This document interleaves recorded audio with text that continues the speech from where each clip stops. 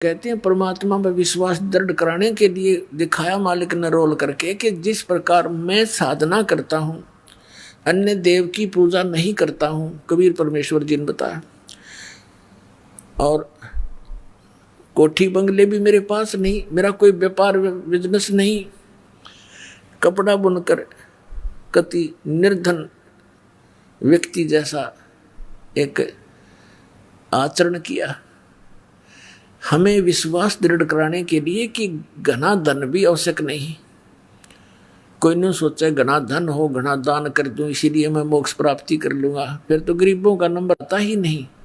लेकिन ऐसा भी नहीं है कि दान करने वाले या घने धनी लोग भी पार ना होंगे। आत्मा निर्मल हो और समर्पित हो परमात्मा पर, दोनों पार तो मोक्ष भक्ति ने करना है, और भक्ति के साथ साथ मर्यादा अनिवार्य है। तो परमात्मा ने यही बताना चाहा था कि ये माया अच्छी नहीं। टोटे में भक्ति करे, सोए सही सपूत, ये मायाधारी मस्करे ना जाने कितने जालिए ऊत। यानी सपूत तो वह जो दारिद्र हो और भक्ति भगवान की करे। राम नाम का धन जिसके पास हो गया वो तो पृथ्वीपति है। कबीर साहब कहते हैं, कबीर सब जग निर्धना, धनवंता ना कोई, धनवंता सो जानिए जिस पे राम नाम धन होवे। तो हमारे पास राम नाम धन होना चाहिए। राम नाम कौन सा? नकली नामों से जाप करने से राम नाम संग्रह नहीं होगा, वो धन संग्रहित नहीं होगा। ओरिजिनल नाम हो, पूर्ण गुरु हो, पूर्ण परमात्मा की शरण हो, तब हमारा राम नाम का धन इकट्ठा होगा। परमात्मा ने 600 वर्ष पहले कहा था, अब मैं तुमसे कहूँ चिताई, तेरे देवन की उत्पत्ति वाई। तेरे ब्रह्मा विष्णु महेश का जन्म बता दूं। माँ अष्टंगी पिता निरंजन, ये जमदारो वर्षन अंजन। पहले कीन निरंजन राई, पीछे से माया उपजाई। माया रूप देख अति शोभा, देव निरंजन तन मन लोभा।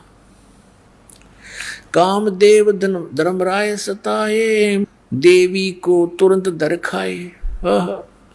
फिर क्या बताते हैं कि 3 पुत्र अष्टंगी जाए और ब्रह्मा विष्णु शिव नाम धराए। 600 वर्ष पहले मालिक ने बोल रखी ये वाणी आपके रूबरू कराई, आज की लिखी हुई नहीं और आज की कोई मनगढ़ंत कहानी नहीं पुण्यात्माओं। तो अब हम पहचानेंगे अपने भगवान को कि वो परमात्मा थे, जिन पुराणों को हमारे हिंदू धर्म के गुरु नहीं जान सके। ये नकली और परमात्मा का विरोध करा दिया उस समय, ऐसा जालिम विरोध करा दिया कबीर भगवान का इन नकलियों ने, क्योंकि हम अशिक्षित थे और इनको वेदों और पुराणों के ज्ञाता माना करते थे। इन खख नहीं आवा था वेदों और पुराणों का। उस परमात्मा को उबड़ते हुए तेल के कढ़ाई में डलवा दिया इन लोगों ने, सरसों का तेल उबलवा के, और चारों तरफ से दबाव दे दिया राजा पर। और परमात्मा को उस उबलते हुए सरसों के तेल के कढ़ाई में मारना चाहा, लेकिन मालिक थे, बैठ के जाकर आराम थे। हर देख रहे हैं ठाठ से भगवान को, आए है अविनाशी थे वह, अविनाशी परमात्मा है वो, अमर प्रभु हैं। कुछ नहीं हुआ, बैठे बैठे देखते रहे। सिकंदर लोधी ने सोचा कि भगवान कबीर साहब जी को कुछ नहीं हुआ तो तुझे क्या होगा। मना करते करते उंगली देकर तेल की उष्णता चेक करनी चाहिए। परमात्मा ने कहा था कि इसमें हाथ ना दिए राजा, उंगली नहीं खोजी नहीं मिलेगी तेरी उंगली। क्योंकि शेख तकी जो सिकंदर लोधी के धार्मिक गुरु थे, वो महान दुष्ट था। उसने कह दिया कि ये जादू तंत्र जानता है, इसने तेल की तासीर ठंडी कर दी, ये उबलता उबलता नजर आ रहा है, ये उष्णता नहीं रही। तो सिकंदर लोधी ने सोचा ला मैं उंगली देकर चेक कर लूं थोड़ी सी, फिर निकाल लूंगा जल्दी सी। अब ज्यों ही सिकंदर लोधी ने उंगली डाली, जितनी उंगली उस उबलते हुए सरसों के तेल में गई थी उतनी उंगली चढ़ करके और कट के अलग होगी। राजा बेहोश हो गया। जब परमात्मा बाहर आए, वो पहले तो छींटे छाटे मारकर जीवित किया पानी के ठंडे पानी से, तो होश में आते ही फिर वो पीड़ा घनी थी, फिर बेहोश हो गया। फिर दोबारा सचेत किया, परमात्मा ने पकड़ के वो उंगली पूरी कर दी, कटी हुई नहीं रही। बोलो सतगुरुदेव।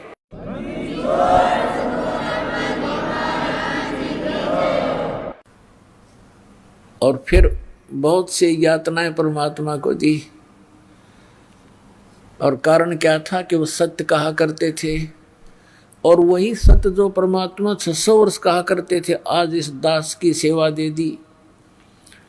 वही सच्ची बात बताने की।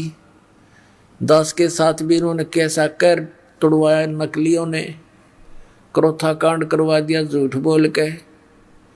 ऐसे निर्मल ज्ञान को बता के वहां तो बकवाद करते हैं। इस पृथ्वी पर ऐसा शुभ समागम नहीं है, और इसको ये बकवाद बतावे थे। पुण्यात्माओं, समर्थ हमारे साथ है। ऐसा कहर तोड़ा, इतनी झूठ बोली, इतनी बकवाद गढ़ दी। यदि मालिक साथ ना होते हमारा नामो निशान नहीं मिलता। समर्थ साथ है, उनका किया, उनका चलाया हुआ ये मार्ग है।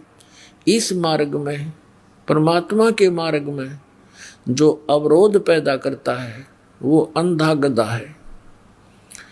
एक अंधा गधा था, रेल की पटड़ी पर खड़ा बेचारा। उधर से गाड़ी आ रही थी।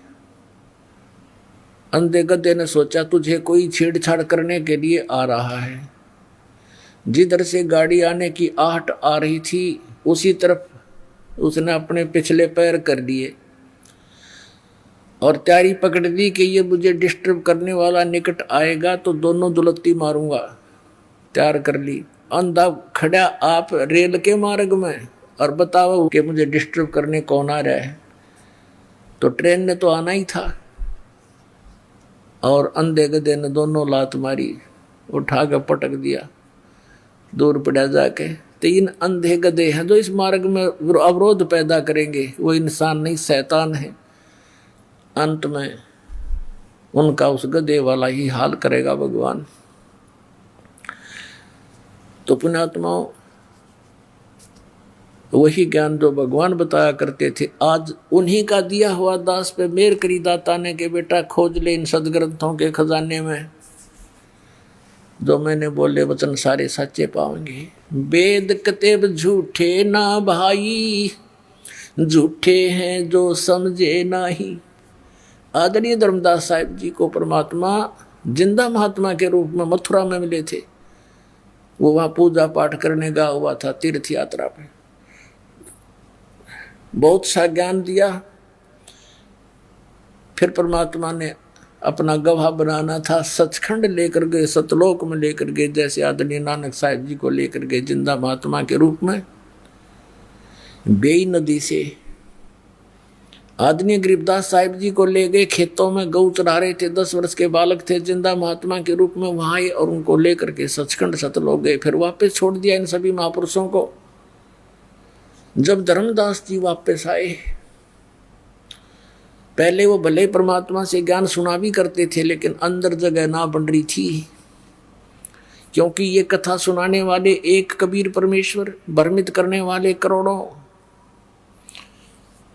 तो धर्मदास जी पहले भी यही सोचा करते थे कि शायद वेदों में, किताबों में, पुराणों में जो लिखा वो सच्चा ही होगा, जो ये ब्राह्मण गुरु और ऋषि मंडलेश्वर बता रहे हैं। जब आंखों देखा ऊपर सारा कुछ कि ब्रह्मा विष्णु महेश की सतिथि क्या है, तो जन्म मृत्यु होती है, उनसे वार्ता कराई भगवान ने ले जा करके उनसे। जैसे आदरणीय नानक साहिब जी मर्दाना और बाला को साथ लेकर के ऊपर के लोकों में जहाँ तक ये पहुँच सकते थे वहाँ तक गए, उनसे वार्ता की और उनके सामने करवाई ताकि ये समझ सकें कि सच्चाई क्या है। तो ऐसे ही धर्मदास जी को सब ब्रह्मांड चेक दिखाकर तीसरे दिन वापस छोड़ा था। फिर धर्मदास जी ने कहा था, हे परमात्मा, इसका मतलब तो ये सिद्ध है कि वेद और कतेब झूठे हैं जो उनमें लिखा है कि ब्रह्मा विष्णु महेश सर्वेश्वर हैं। वेदों में ब्रह्मा विष्णु महेश को सर्वशक्तिमान बताया है, अजर व अमर बताया है।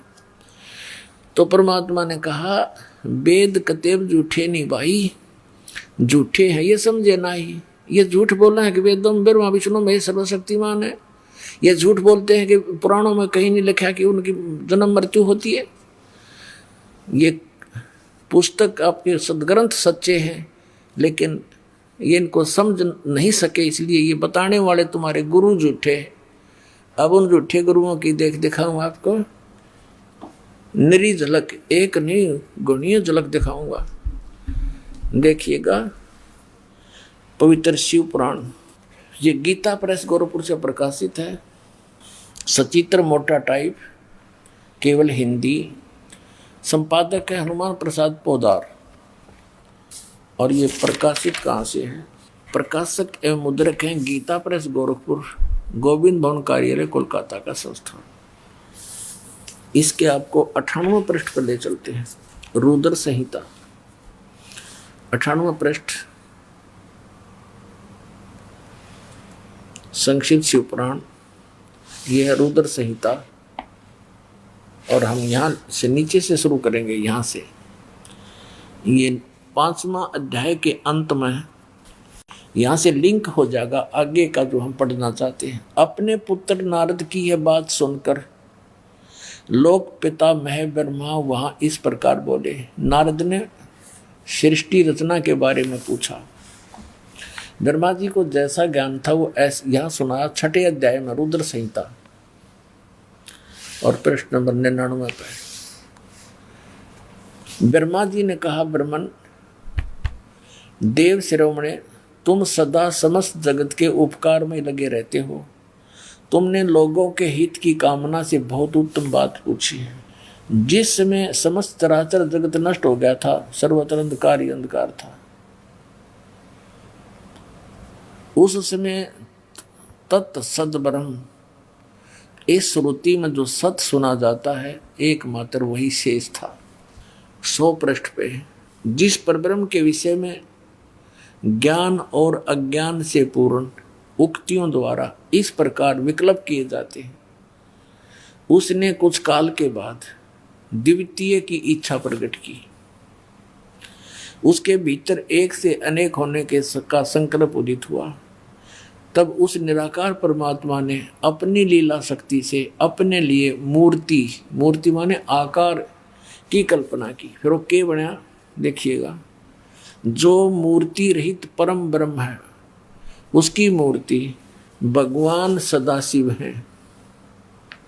ये सदाशिव कौन है? ये काल है, आगे पता लगेगा। ये ब्रह्म है, ब्रह्मा विष्णु महेश का पिता है। अर्वाचीन और प्राचीन विद्वान उन्हीं को ईश्वर कहते हैं। उस समय एकाकी रहकर स्वेच्छानुसार विहार करने वाले उन सदाशिव ने अपने विग्रह से स्वयं ही एक स्वरूप भूता शक्ति की सृष्टि की। विग्रह माने शरीर से। अब ये ब्रह्मा विचलित है। कबीर परमात्मा ने इनको ज्ञान देने की चेष्टा भी की थी, पर उनसे सुना हुए ज्ञान को दूसरी तरह घुमाकर बता रहा है कि सदाशिव ने अपने शरीर से एक स्त्री की उत्पत्ति की, जो उनके अपने श्रीअंग से कभी अलग होने वाली नहीं थी। उस पराशक्ति को प्रधान प्रकृति गुणवती माया जो काल के शरीर से निकली, उसके क्या नाम है? बुद्धि तत्व की जननी तथा विकार रहित बताया है। वह शक्ति अंबिका कही गई है। उसी को प्रकृति, दुर्गा को प्रकृति भी कहते हैं, ये याद रखना।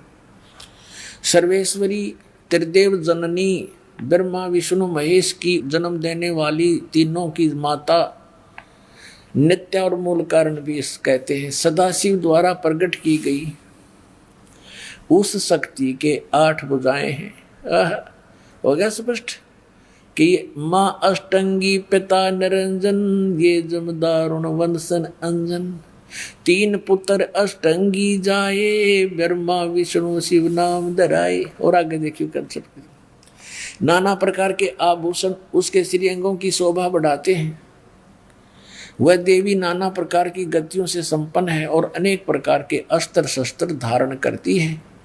हो गया स्पष्ट कि काल के शरीर से कौन निकली? या निकली, देखो या निकली, या अष्टंगी है और 8 अंगों में अस्त्र शस्त्र धारण करती है। ये देखिएगा, ये निकली अष्टंगी, 8 भुजाओं वाली, इसको अष्टंगी कहते हैं। अब हम शिवपुराण पढ़ रहे हैं, ये देखिएगा, उसको प्रकृति भी कहते हैं और उसकी 8 भुजाएं हैं। अष्टंगी है, वो तीनों देवताओं की माता है और वो अनेक प्रकार के अस्त्र शस्त्र धारण करती है। एकाएकिनी होकर भी वह माया संयोग वसात अनेक हो जाती है। वे जो सदा शिव हैं उन्हें परम पुरुष ईश्वर शिव शंभु और महेश्वर कहते हैं।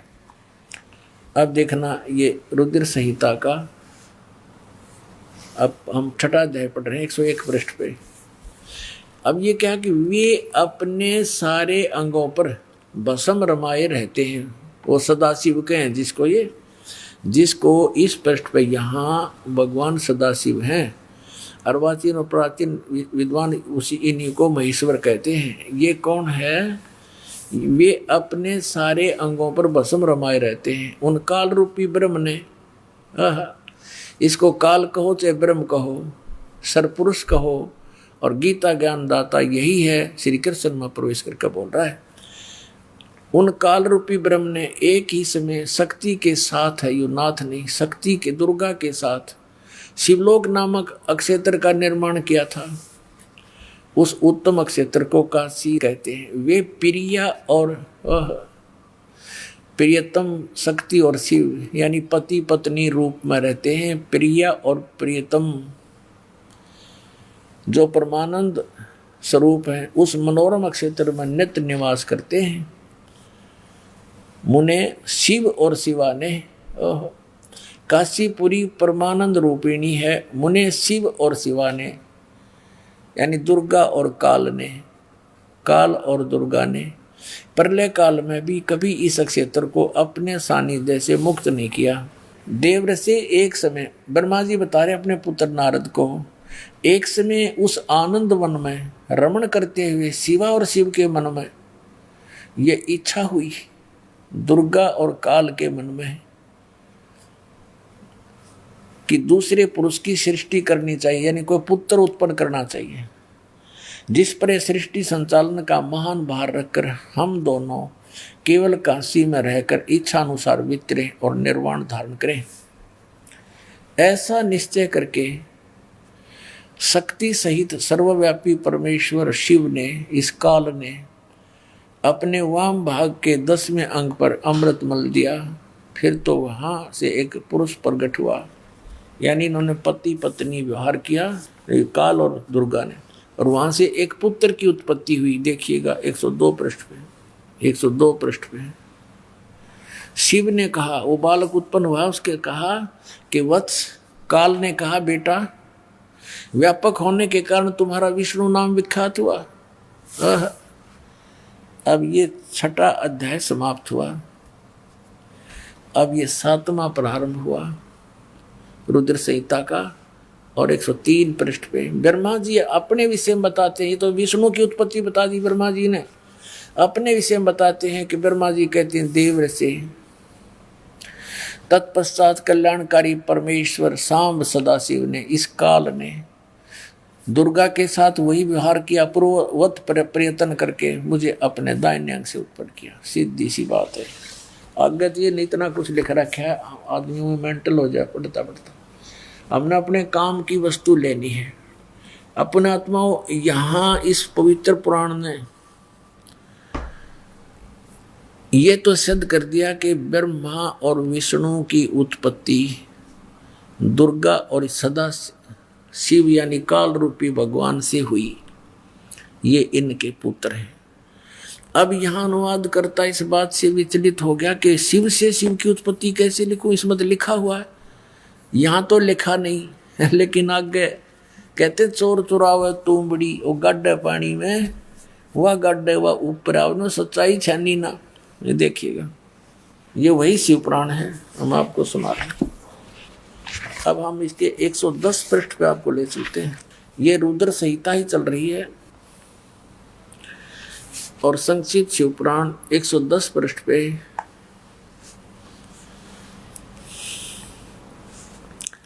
यह लिखा कि इस प्रकार ब्रह्मा, विष्णु और रुद्र इन 3 देवताओं में गुण हैं, परंतु शिव ये काल, ये इनसे न्यारा कहा गया, गुणातीत माने गए हैं, इनसे भिन्न है।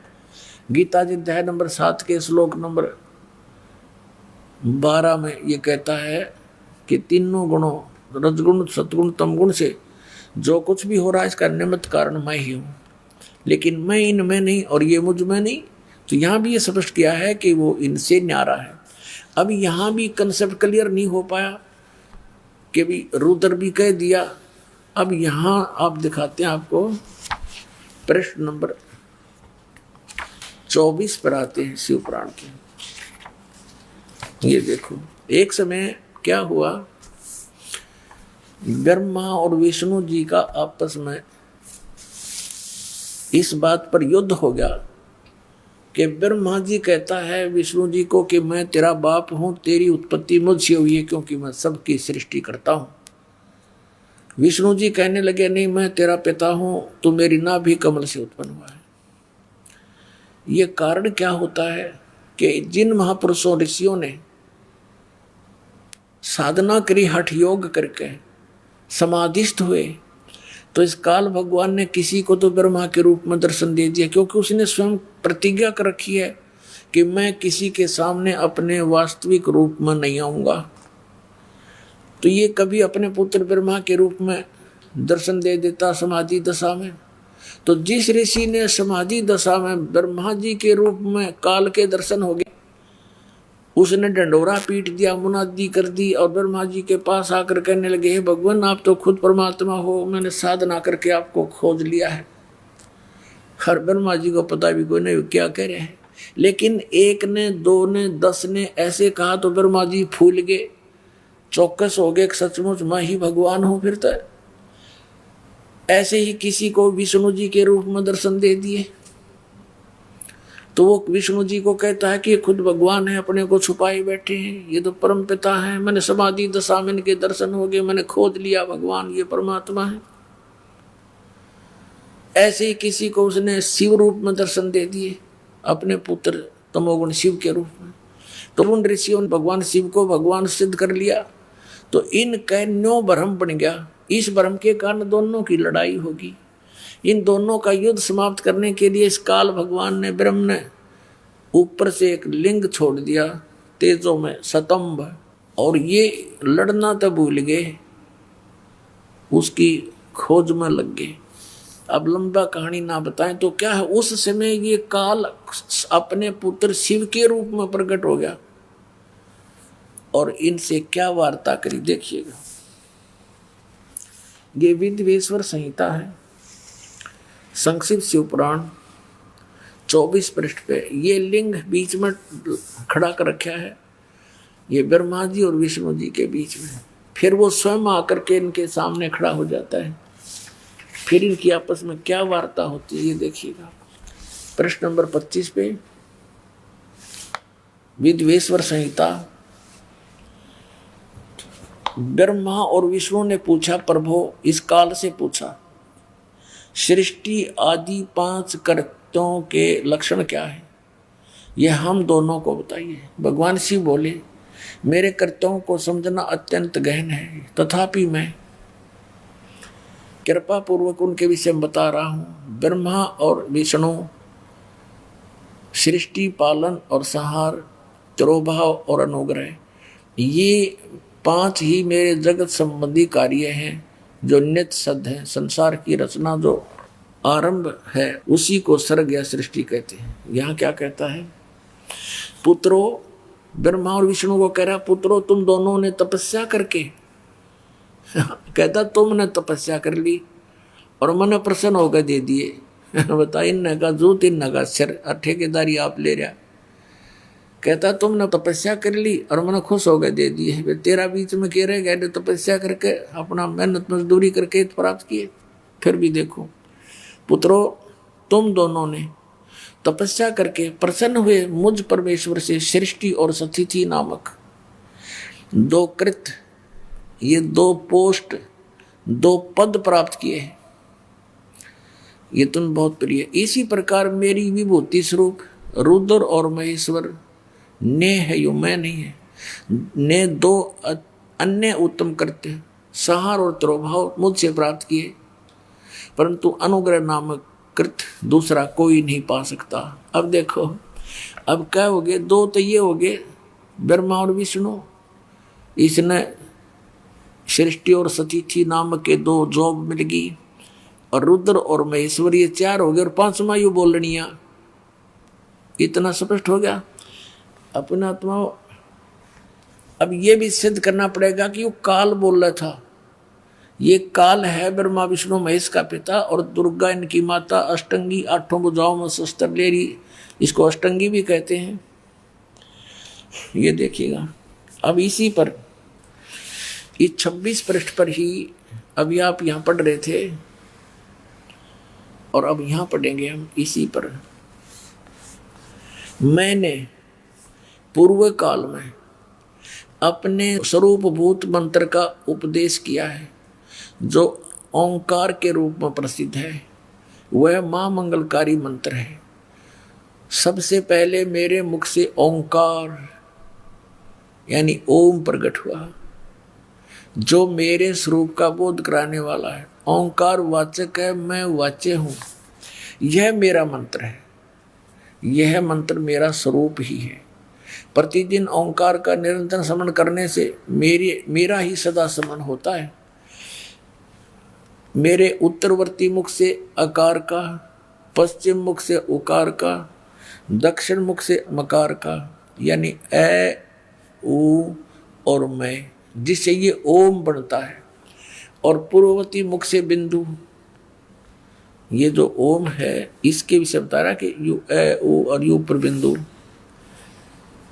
तथा मध्यवर्ती मुख से नाद का प्राकट्य हुआ है।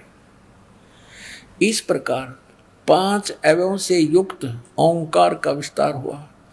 इन सभी अवयवों से, इन सभी पार्टों से ए ऊ मैं बिंदु और इस बिंदु से नाद से कहते ये एकीभूत होकर यह प्रणव ओम नामक एक अक्षर हो गया। ये ओम नामक एक अक्षर है ओम। इसको ओंकार कहो, इसको ओम कहो, और चाहे ऐसा लिखकर इसको एक अक्षर ओम कहो। ये ओम है, एक अक्षर हो गया, और ये मेरा मंत्र है। असली मंत्र कहता है ये है मेरा। अपने आत्माओं यहाँ इन्होंने ओम नमः शिवाय ये 5 अक्षर मंत्र बता दिया। ये कहीं भी मूल संस्कृत में ये नहीं, इसलिए इन्होंने अलग भाषा में लिखा है, और हमने इसको ना समझ कर इन ज्ञानियों द्वारा अनुवाद किया हुआ इसका अर्थ लगा दिया, जबकि ये कोई मंत्र नहीं है ओम नमः शिवाय। ना गीता जी में, ना वेदों में, ना श्रीमद् भगवत गीता में, ना पवित्र 4 वेदों में। तो ये मनमुखी आचरण के नाम है जो हमें यूजलेस थे, कोई लाभ नहीं हो। पुण्यात्मा, परमात्मा ने जो 600 वर्ष पहले ज्ञान दिया था, आज वही ज्ञान हमारे सदग्रंथों में विद्यमान है। तो भगवान कौन है? Kabir is God, Kabir is God. उस परमात्मा को जिसको ये निरक्षर बतावे थे, ये अक्षर नहीं जानता, शिक्षा नहीं जानता, ये क्या जाने वेदों के बारे में। 600 वर्ष पहले मालिक ने बोला था, इन पुराणों ने स्पष्ट कर दिया, और परमात्मा ने ये भी कंसेप्ट क्लियर कर दिया था, धर्मदास ये वेद कतेब झूठे नहीं है, पुराण झूठी नहीं है। झूठे तो ये हैं जो इनको समझ ना रहे, बकवाद गढ़ने लग रहे, अज्ञानी है सारे। काल ने इनकी बुद्धि बांध रखी है, रोज पढ़ने समझ में आती नहीं। ये तो परमात्मा ने दया करी पुण्यात्माओं अपने पे है। और ये अनमोल रत्न अपने हाथ लग गया। गरीब की इसने छोड़ने हम, ये तो मुश्किल तो दाव लग गया। श्रीमद् भगवत गीता अध्याय नंबर 8 के श्लोक नंबर 13 में गीता ज्ञानदाता कहता है कि ओम इति एकाक्षरम ब्रह्म व्यवहारन मामनुसमरण ये प्रयाति तजंदेहम स याति परमाम गतिम। गीता ज्ञानदाता श्री कृष्ण जी में प्रवेश करके ये काल बोल रहा है कि मुझ ब्रह्म का, ये ब्रह्म बोल रहा है, मुझ ब्रह्म का ओम इति एकाक्षरम, ये केवल यह एक ओम अक्षर है। व्यवहारण माने उच्चारण करके, अनुसमरण माने समरण करण का, और ये प्रयाति तजंदेहम, जो ओम नाम का जाप करता हुआ शरीर त्याग कर जाता है, स याति परमाम गतिम, वह परम गति को प्राप्त होता है। अपने आत्माओं, अब परमात्मा कौन है? कबीर। और कबीर कौन है? वो परम पूज्य परमात्मा जो जुलाहा धारण की भूमिका करके 120 वर्ष तक इस पृथ्वी पर रहे और काशी के अंदर प्रगट रहे। सह शरीर आए थे, सह शरीर चले गए थे। अब आपको थोड़ी झलक दिखाता हूं, ये देखिएगा। श्रीमद् भगवत गीता, जयदयाल गोविंद का इसके अनुवादक हैं और गीता प्रेस गोरखपुर से प्रकाशित है। 8वां अध्याय, ये श्लोक नंबर 13। ओम इति एकाक्षरम ब्रह्म व्यवहारन माम अनुसमरण ये प्रयाति तजंदेहम स याति परमाम गतिम। माम ब्रह्म, मुझ ब्रह्म का ओम इति एकाक्षरम, ओम यह एक अक्षर है, माम ब्रह्म का व्यवहारन यानी उच्चारण करके, अनुसमन समन करता हुआ, ये प्रयाति तजंदेहम जो शरीर त्याग कर जाता हुआ, इसका सेवन करता हुआ और जाता है, स याति परमाम गतिम, वो परम गति को प्राप्त होता। कौन सी परम गति से? ओम नाम के जाप से जो लाभ होना है वो क्या है? ब्रह्म गति, वो ब्रह्मलोक प्राप्ति है। और ब्रह्मलोक में गए हुए प्राणी भी जन्म मृत्यु में रहते हैं। ये देखिएगा 8वें अध्याय का, ब्रह्मलोक में गए हुए प्राणी भी पुनर्वृत्ति में हैं। यहाँ लिखा है कि अर्जुन ब्रह्मलोक पर्यंत यानी ब्रह्मलोक में गए हुए सब तक, ये ब्रह्मलोक तक सभी लोग पुनरावृत्ति में हैं। वहां गए, इन पुनरावृत्ति का ये शटार लगा के उन्होंने नीचे विवेचन किया है, अर्थात जिनको प्राप्त होकर पीछे संसार में आना पड़े ऐसे। हे अर्जुन, ब्रह्मलोक पर्यंत सब लोग पुनरावृत्ति में है, परंतु कौनते मुझको प्राप्त होकर पुनर्जन्म नहीं होता। ये अनुवाद गलत कर दिया इन्होंने, क्योंकि बुद्धि कमजोर थी। इसका अर्थ है कि अर्जुन, ब्रह्मलोक तक सभी लोग पुनरावृत्ति में है, वहां गए प्राणी भी वापस आते हैं, जन्म मृत्यु में आते हैं। और न विद्यते, विद्य माने जानना भी होता है। इस अक्षर का एक ही अर्थ नहीं होता। विद्य धातु है, विद्या जानना। जो ये नहीं जानते तो मुझे माम उपेत तू, मुझे प्राप्त होकर भी हे अर्जुन कुंती पुत्र उनका पुनर्जन्म होता है।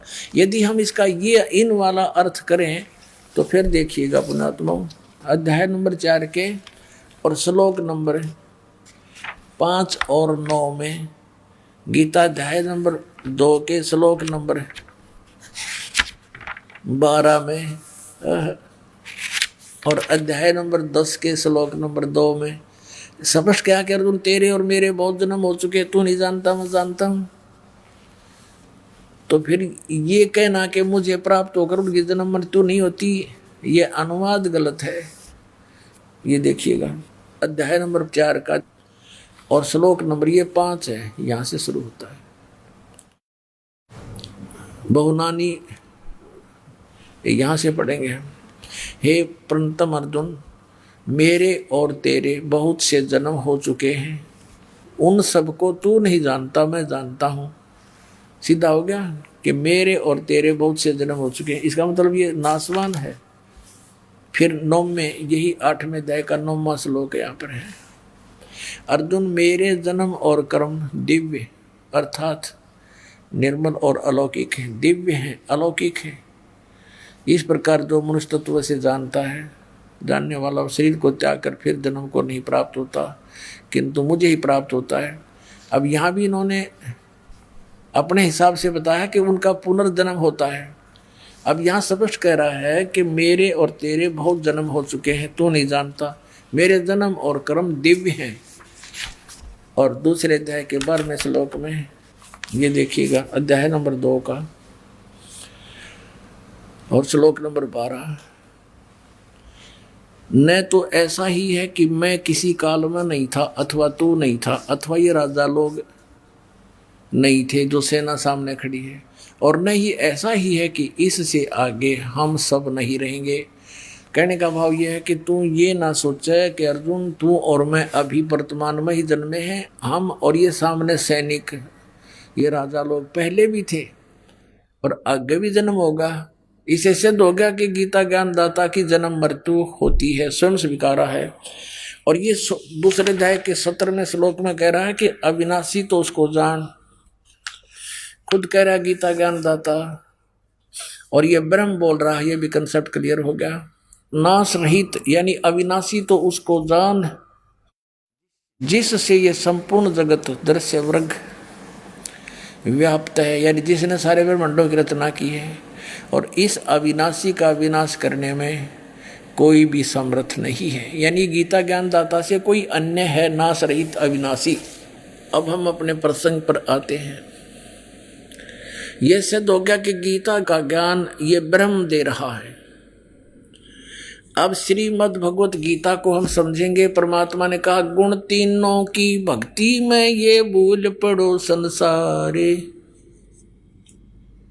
कहे कबीर निज नाम बिना कैसे उतरो पार। तीन देव की जो करते भक्ति, उनकी कदे न होए मुक्ति।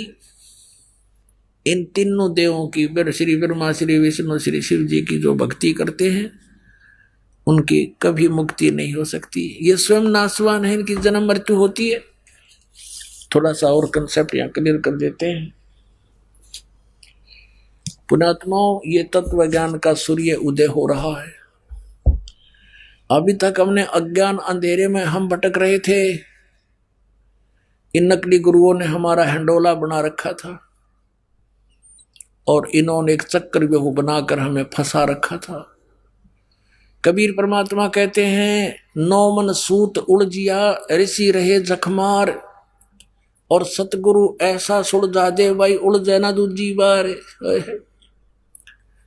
कबीर परमात्मा कपड़ा बुनते थे, जुलाई का कार्य करते थे, और 1 किलोग्राम यानी 1 सेर सूत उलझ जाते वो धागे, क्योंकि किसी कोई बनने के लिए दे जाता था, बुनने के लिए, और वो उलझ जाता तो उसको सुलझाना पड़ता था बगैर तोड़े हुए, बगैर गांठ पड़े। गांठ पड़ जाए तो धनी ले नहीं, पैसे काटे, तो उसको बिल्कुल धीरे धीरे सुलझाना पड़ता था।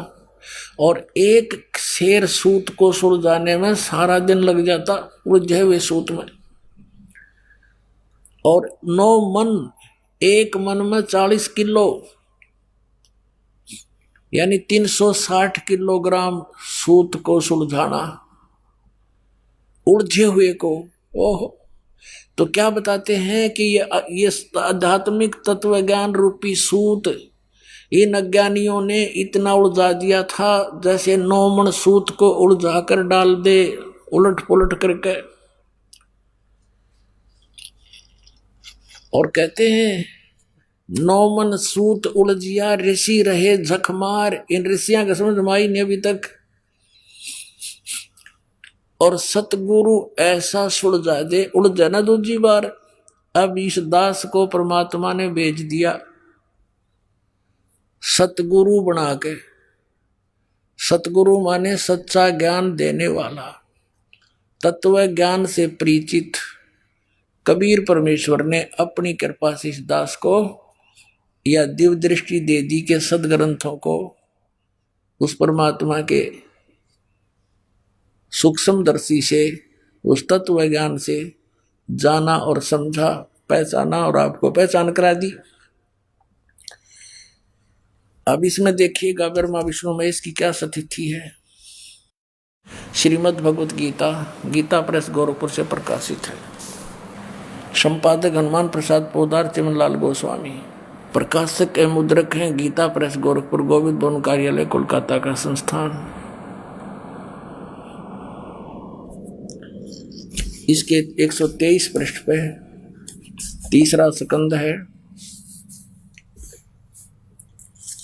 और ये अध्याय 4 चल रहा है। 123 पृष्ठ पे भगवान विष्णु अपनी माता दुर्गा की स्तुति कर रहे हैं। तुम शुद्ध स्वरूपा हो, ये सारा संसार तुम इसे उद्भासित हो रहा है। मैं ब्रह्मा और शंकर हम सभी तुम्हारी कृपा से विद्यमान है। हमारा आविर्भाव माने जन्म और तिरोभाव माने मृत्यु हुआ करता है। हमारा तो जन्म और मृत्यु होता है, केवल तुम ही नित्य हो, जगत जननी हो, प्रकृति और सनातनी देवी हो। भगवान शंकर बोले, देवी यदि महाभाग विष्णु तुम्ही से प्रकट हुए हैं तो उनके बाद उत्पन्न होने वाले ब्रह्मा भी तुम्हारे बालक हुए। फिर मैं तमोगुणी लीला करने वाला शंकर क्या तुम्हारी संतान नहीं हुआ? अर्थात मुझे भी उत्पन्न करने वाली तुम ही हो। शिवे संपूर्ण संसार की सृष्टि करने में तुम बड़ी चतुर हो। 3 पुत्र अष्टंगी जाए, ब्रह्मा विष्णु शिव नाम धराए। इसी प्रकार संसार की सृष्टि, इस संसार की सृष्टि स्थिति और संहार में तुम्हारे गुण सदा समृद्ध हैं। उन्हीं तीनों गुणों से उत्पन्न हम यानी ब्रह्मा विष्णु एवं शंकर, रजगुण ब्रह्मा, सतगुण विष्णु, तमगुण शिव शंकर नियमानुसार कार्य में तत्पर रहते हैं। अब इसका क्या अर्थ है? इससे 5 कंसेप्ट क्लियर हो गए पुण्यात्माओं। नंबर 1, ब्रह्मा विष्णु महेश नासवान है, इनकी जन्म मृत्यु होती है। नंबर 2, दुर्गा इनकी माता है। और तीसरा, दुर्गा को प्रकृति भी कहते हैं। और चौथा ये हो गया कि रजगुण ब्रह्मा, सतगुण विष्णु, तमगुण शिव जी। और 5वां ये हो गया कि ये कहते हैं हम तो केवल नियमित कार्य ही कर सकते हैं, जिसका जैसा भाग है, क्रम है, संस्कार है, उसमें हम परिवर्तन नहीं कर सकते। कौन? ब्रह्मा और विष्णु और महेश। अब इसी तीसरे स्कंद में आप देखिएगा, तीसरे अध्याय में तीसरा स्कंद और ये तीसरा अध्याय है 1 से 3, ये तीसरा लास्ट आ रहा है। यहाँ पर यहाँ 120 पृष्ठ पे विष्णु जी बता रहे हैं कि ये वे ही दिवांगना है। दुर्गा को जब पहचाना इसने थोड़ा थोड़ा तो क्या बताते हैं, ये वही देवांगना है जिनके पर्यावरण में मुझे दर्शन हुए थे। जब कुछ नहीं था उस समय मैंने इसके दर्शन करे थे, दुर्गा के। ये उस समय मैं बालक रूप में था, छोटा सा बच्चा था। मुझे पालने से झुला रही थी। वट वृक्ष के पत्तर पर एक सुदृढ़ सैया बिछी थी। उस पर लेटकर मैं पैर के अंगूठे को अपने कमल जैसे मुख में चूस रहा था। अब काल ने रिमोट ऑन कर दिया, इसको अपना पिछली झलक दिखा दी। अब हम परमात्मा की इस वाणी को सिद्ध करते हैं। गुण तीनों की भक्ति में ये भरम पड़ो संसारे, कह कबीर निज नाम बिना तुम कैसे उतरो पार। 3 देव की जो करते भक्ति, उनकी कदे ना होए मुक्ति। 3 देव रजगुण ब्रह्मा सतगुण विष्णु तमगुण शिव जी। अब हम श्रीमद् भगवत गीता को पढ़ते हैं। यह है श्रीमद् भगवत गीता, गीता प्रेस गोरखपुर से प्रकाशित है। इसके अध्याय नंबर 7 में हम प्रवेश करते हैं। इस अध्याय नंबर 7 में कमाल कर रखा गीता ज्ञानदाता काल में, ये यहां से शुरू होता है। 7वां अध्याय 7वां अध्याय। अब कहता है, हे पार्थ, अनन्य प्रेम से मुझ में आसक्त चित्त मेरे प्राण होकर योग में लगा हुआ तू जिस प्रकार से संपूर्ण विभूति बल ऐश्वर्य गुणों से युक्त सबके आत्म रूप मुझको संशय रहित जानेगा, ये सीधा समग्र माम यानी समग्र माने पूर्ण रूप से सर्व सब भाव सब प्रकार से मुझको तू बिल्कुल संशय रहित जानेगा, ऐसा ज्ञान सुनाता हूं। सुन, मैं तेरे लिए, अभी दूसरा 7वें अध्याय का दूसरा श्लोक है, मैं तेरे लिए इस विज्ञान सहित तत्व यानी ज्ञान को, तत्व यानी ज्ञान को संपूर्णतः कहूँगा, जिसको जानकर संसार में फिर कुछ जानने योग्य शेष नहीं रह जाता। कैसा ज्ञान सुना दूंगा कि इसको जानने के बाद फिर कुछ भी जानना बाकी नहीं रह जाएगा। अब देखना, अब हम आते हैं अध्याय नंबर 7 के और श्लोक नंबर 12 पर।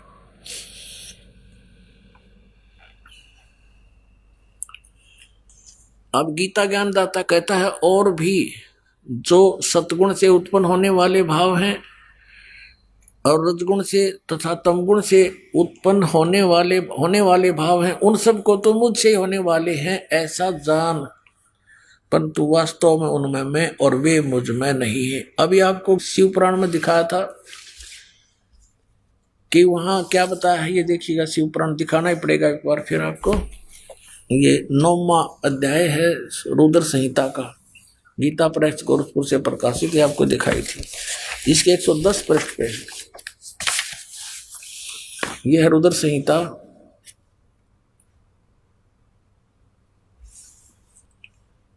और संक्षिप्त शिव पुराण 110 पृष्ठ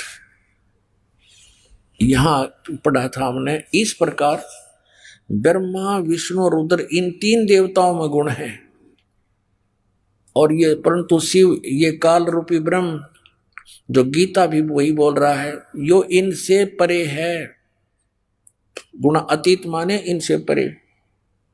अब ये भी कंसेप्ट क्लियर करना पड़ेगा कि रजगुण ब्रह्मा सतगुण विष्णु तमगुण शिव जी है, अन्यथा ये अनाड़ी अज्ञानी ऋषि मंडलेश्वर ये गुरु फिर से आपको विचलित कर सकते हैं। ये देखिएगा, मार्कंडेय पुराण गीता प्रेस गोरखपुर से प्रकाशित है, ये यहां से प्रकाशित है। और इसके 123 पृष्ठ पर आपको ले सकते हैं, ये 123 पृष्ठ है मार्कंडेय पुराण। यहां से प्रसंग शुरू होता है। मार्कंडेय जी ज्ञान सुना रहे हैं, क्योंकि मार्कंडेय पुराण है, या मार्कंडेय जी बोले, इनका अनुभव है, मुने यहां पढ़ेंगे। इस तरह स्वयंभू परमात्मा की 3 अवस्थाएं होती हैं, रजोगुण प्रधान ब्रह्मा, तमोगुण प्रधान रुद्र और सत्व प्रधान विश्वपालक विष्णु हैं। यही 3 देवता हैं और यही 3 गुण हैं।